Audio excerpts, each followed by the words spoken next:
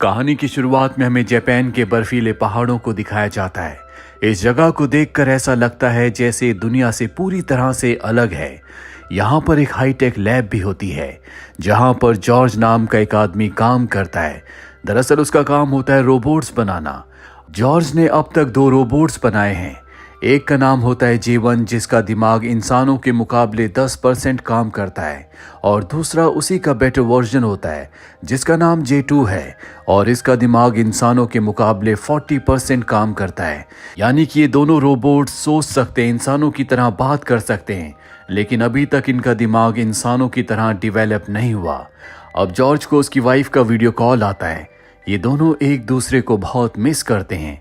शायद काम की वजह से ये दोनों एक दूसरे से बहुत दूर हैं। अपनी वाइफ से वीडियो कॉल करने के बाद उसकी बॉस के साथ कॉन्फ्रेंस होता है।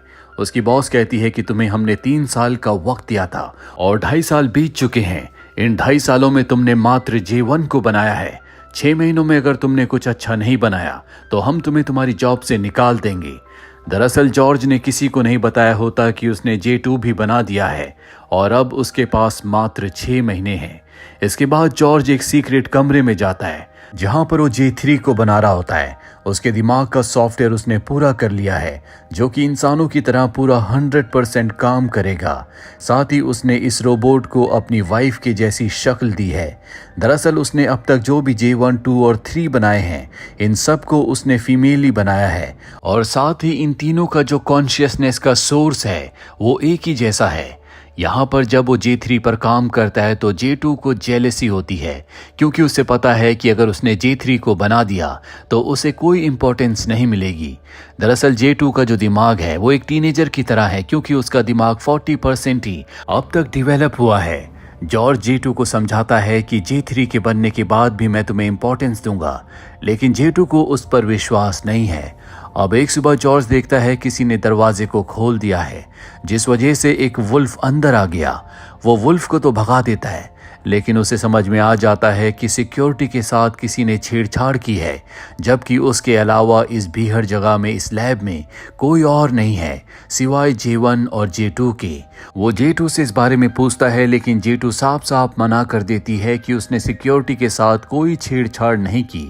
अब जॉर्ज से मिलने के लिए यहाँ पर कुछ लोग आने वाले हैं, इसीलिए जॉर्ज J1 और J2 को छुपा देता है। साथ ही वो ब्रिज को कनेक्ट कर देता है। दरअसल किसी को भी अगर लैब तक आना है तो उसे एक ब्रिज से होकर आना होगा जिसे कनेक्ट और डिसकनेक्ट किया जा सकता है, और अब उसके गेस्ट लैब के अंदर आ जाते हैं। दरअसल ये एक कंपनी से आए हैं जिस कंपनी का नाम आर्काइव है, और इनकी बातों से हमें पता चलता है कि आज से कई साल पहले जॉर्ज की कार का एक्सीडेंट हुआ था, जिस एक्सीडेंट में उसकी पत्नी की मृत्यु हो गई थी। और इस कंपनी का काम होता है कि किसी भी मरे हुए इंसान की कॉन्शियसनेस को एक बॉक्स के अंदर डाल देना ताकि उसके अपने रिलेटिव्स उससे बातें कर सकें, और ऐसा सिर्फ 200 घंटों तक किया जा सकता है। यानी कि 200 घंटों की वीडियो कॉल्स के बाद वो बॉक्स, वो कॉन्शियसनेस अपने आप ही खत्म हो जाएगी। और जॉर्ज ने भी अपनी पत्नी की कॉन्शियसनेस को एक बॉक्स में डलवाया था जिसके थ्रू वो उससे वीडियो कॉल करता है, लेकिन अब सिस्टम में कुछ एरर आने की वजह से वो अपनी वाइफ से कांटेक्ट नहीं कर पा रहा होता। जब भी उसकी वाइफ कॉल करती है तभी वो उससे बात कर पाता है, और वैसे भी अब उसके 200 घंटे पूरे होने वाले हैं, जिसके बाद शायद वो अपनी पत्नी को वीडियो कॉल कभी ना कर पाए। अब ये आर्काइव को चेक करते हैं और इन्हें पता चलता है कि आर्काइव के साथ किसी ने छेड़खानी की है। वो समझ जाते हैं कि ये जॉर्ज का काम है। हालांकि वो अपने आर्काइव को ले जाना चाहते हैं, पर जॉर्ज कहता है कि नहीं, मैं अपनी पत्नी की कॉन्शियसनेस को कहीं नहीं ले जाने दूंगा। अब यहाँ पर जो बॉस होता है वो जॉर्ज को कहता है कि ठीक है, तुम इसे अपने पास रख सकते हो, और वहाँ से वो चला जाता है। दरअसल आर्काइव के साथ छेड़खानी की किसी को परमिशन नहीं होती, लेकिन जॉर्ज ने सच में अपनी पत्नी की कॉन्शियसनेस को वहां से कॉपी करके अपने J1, J2 और J3 प्रोजेक्ट में डाला था। इसका मतलब ये है कि उन रोबोट्स के अंदर उसी की वाइफ की कॉन्शियसनेस है, यानी कि वो रोबोट के रूप में अपनी पत्नी को एक बार फिर से जिंदा करना चाहता है। वो J3 पर काम करना शुरू करता है। वो देखता है कि उसका दिमाग अच्छे से काम कर रहा है, वो अपने आसपास की हर एक चीज को अच्छे से सेंस कर सकती है। वो J1 और J2 से भी मिलती है, जिनसे मिलकर उसे खुशी होती है, लेकिन J2 J3 को बिल्कुल पसंद नहीं करती। अब अगले दिन जॉर्ज जब बाहर जाता है तो उसे एक फ्लाइंग ऑब्जेक्ट दिखता है। तभी J3 उसे कॉल करके बताती है कि लैब में पावर कट हुआ है, वो जल्दी से लैब में आता है। दरअसल लैब बहुत पुरानी है, इसीलिए यहाँ पर इस तरह की चीज़ें होती रहती हैं। अब जॉर्ज अपने बॉस के कहने पर एक आदमी से मिलता है जो कि सिक्योरिटी प्रोवाइडर होता है। वो जॉर्ज को बताता है कि तुम्हारे ऊपर नज़र रखी जा रही है, हो सकता है कि कोई तुम्हारे ऊपर हमला भी करे। इसके बाद जॉर्ज वापस अपनी लैब में आ जाता है और रात को जब वो सो रहा होता है तो उसे अपनी पत्नी का सपना आता है, लेकिन तभी इमरजेंसी अलार्म बजता है जिससे उसकी नींद खुल जाती है। जॉर्ज देखता है कि उसके दरवाजे का गिलास टूटा हुआ है, साथ ही J3 यहाँ से गायब है। वो उसे ढूंढने के लिए बाहर जाता है, लेकिन उसे J3 कहीं नहीं मिलती। जब वो वापस लैब में आता है तो J3 उसके ऊपर हमला कर देती है और कहती है कि मुझे पता है कि तुम मेरे दिमाग के साथ क्या कर रहे हो। J2 ने मुझे सब कुछ बता दिया है। हालांकि वो ये नहीं बताती कि J2 ने उसे क्या बताया है, लेकिन J2 की वजह से वो बहुत ज़्यादा वायलेंट हो चुकी है। लेकिन जॉर्ज किसी भी कीमत पर अपने इस प्रोजेक्ट को पूरा करना चाहता है। इस प्रोजेक्ट के चलते वो पिछले कई वक्त से J2 और J1 पर बिल्कुल ध्यान नहीं दे रहा होता, ना ही उसने उन दोनों को अपडेट किया है, जिस वजह से J2 जेलस हो गई होती है। जॉर्ज को डर होता है कि J2 की वजह से उसका प्रोजेक्ट कहीं खराब ना हो जाए, इसीलिए वो उसे कुछ वक्त के लिए ऑफ कर देता है। अब जॉर्ज की बॉस का कॉल आता है। वो कहती है कि आर्काइव कंपनी ने हमें लीगल नोटिस भेजा है। उनका ये मानना है कि तुम उनके आर्काइव बॉक्स के साथ छेड़खानी कर रहे हो, इसीलिए अगली बार जब भी वो तुम्हारी लैब में आएंगे तो तुम्हें वहाँ पर उन्हें सब कुछ दिखाना होगा। जॉर्ज के पास अब ज़्यादा वक्त नहीं है। हालांकि वो J3 पर बहुत हद तक काम कर चुका है, लेकिन अब भी उसकी लोअर बॉडी तैयार नहीं हुई, इसीलिए वो J2 की लोअर बॉडी को मॉडिफाई करके J3 की लोअर बॉडी के साथ अटैच कर देता है। साथ ही वो J2 को उसके पुराने लेग्स लगा देता है जो कि उसने शुरू में लगाए थे। और अब J3 पूरी तरह से तैयार हो चुकी है और अब भी उसका माइंड 100% जॉर्ज की वाइफ की तरह नहीं हुआ।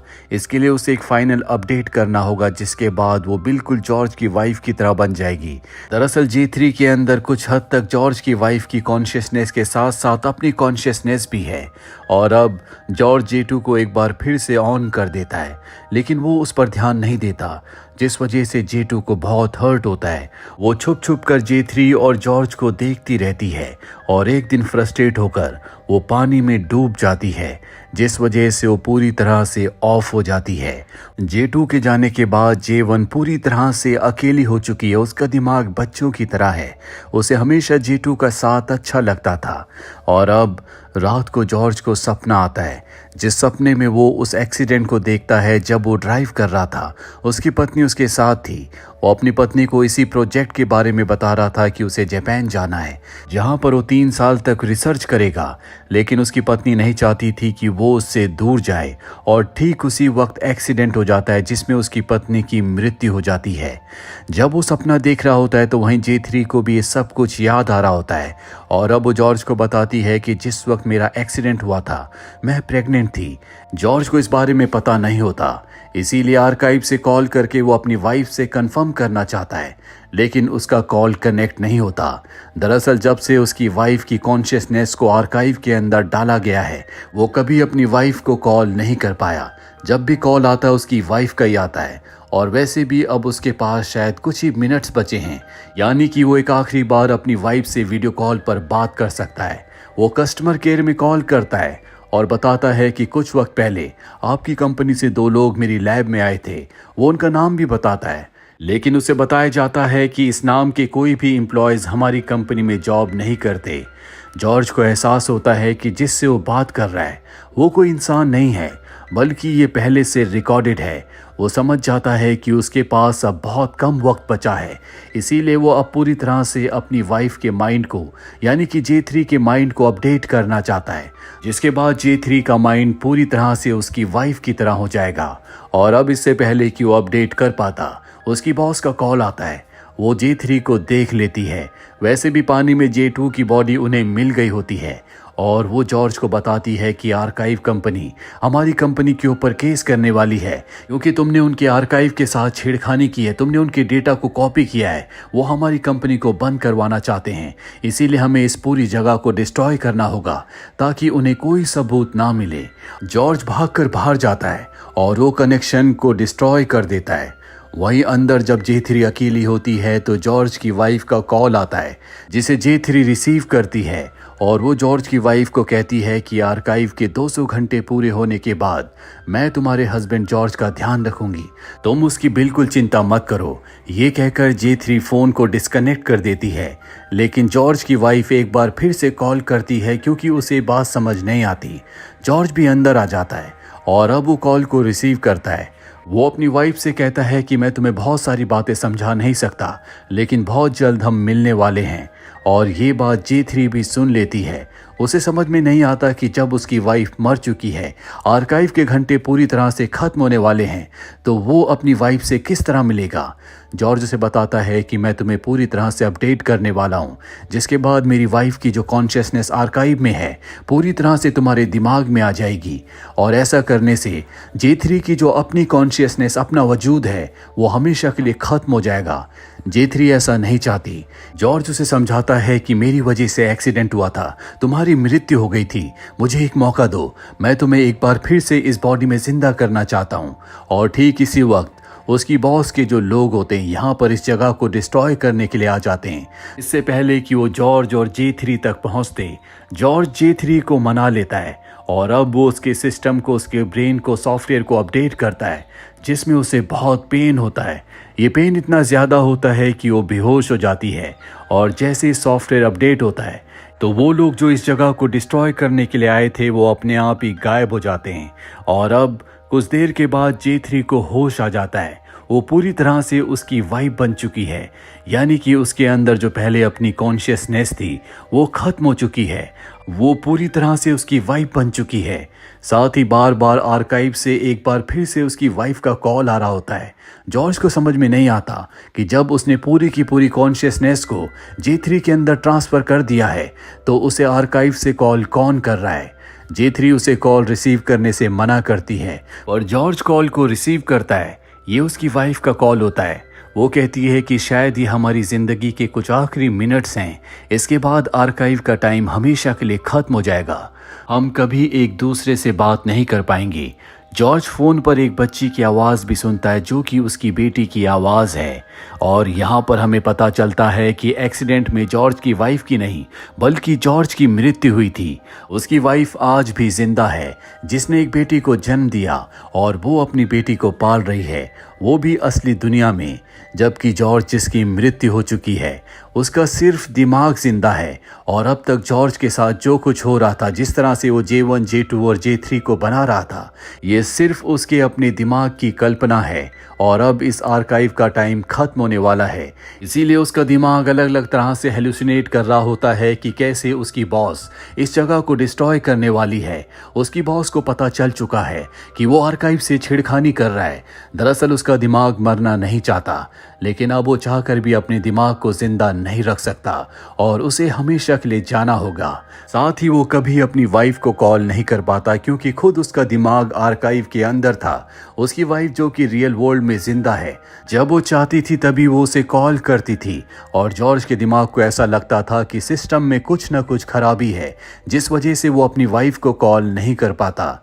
जबकि सच्चाई ये है कि उसकी मृत्यु हो चुकी है और अब 200 घंटे भी पूरे हो चुके हैं, यानी कि अब वो शून्य में जाने वाला है। तो ये थी पूरी कहानी इस फिल्म की। उम्मीद करते हैं कि ये कहानी आपको पसंद आई होगी।